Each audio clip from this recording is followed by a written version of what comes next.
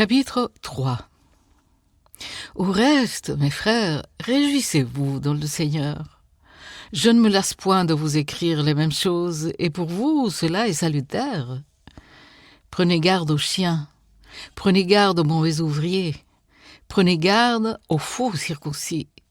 Car les circoncis, c'est nous qui rendons à Dieu notre culte par l'Esprit de Dieu, qui nous glorifions en Jésus-Christ et qui ne mettons point notre confiance en la chair. Moi aussi, cependant, j'aurais sujet de mettre ma confiance en la chair.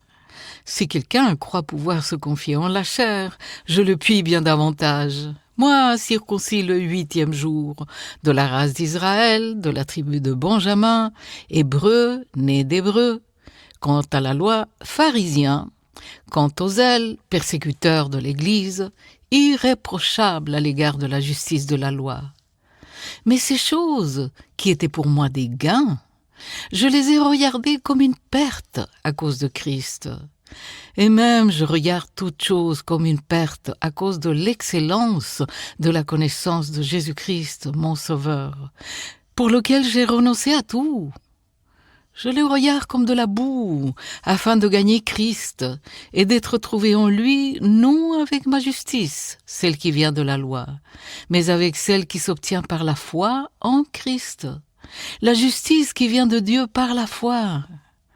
Ainsi je connaîtrai Christ et la puissance de sa résurrection et la communion de ses souffrances, en devenant conforme à lui dans sa mort, afin de vivre aussi de la vie nouvelle de ceux qui ont été réveillés d'entre les morts. Ce n'est pas que j'ai déjà remporté le prix, ou que j'ai déjà atteint la perfection, mais je cours pour tâcher de le saisir, puisque moi aussi j'ai été saisi par Jésus-Christ.